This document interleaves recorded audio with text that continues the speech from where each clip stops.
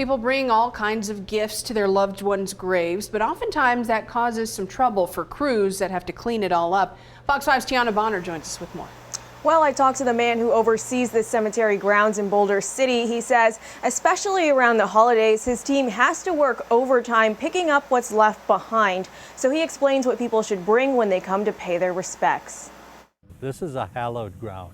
29,521 flags. Whether it's here or if you go to Arlington, everything's in a row and everything's very tidy. But that's not all that's left at these grave sites. We had one grave that had a picture of the veteran on a stick.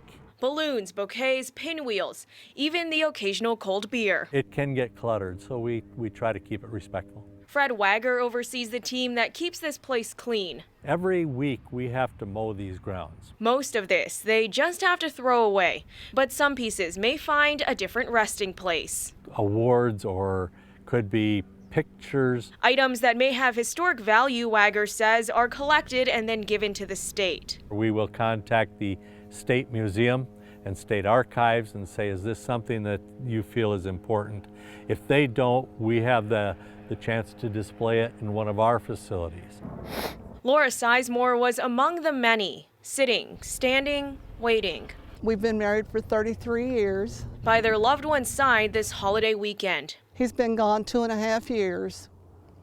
And I feel it's the least I can do to honor him and all the other veterans that are buried here. Her husband Frank served in the Marine Corps and then the Army. He was in Vietnam. Every time Laura visits, she brings white roses, yellow roses. Nothing more. Roses mean a lot to us. It's a personal thing. But she doesn't mind seeing what others bring.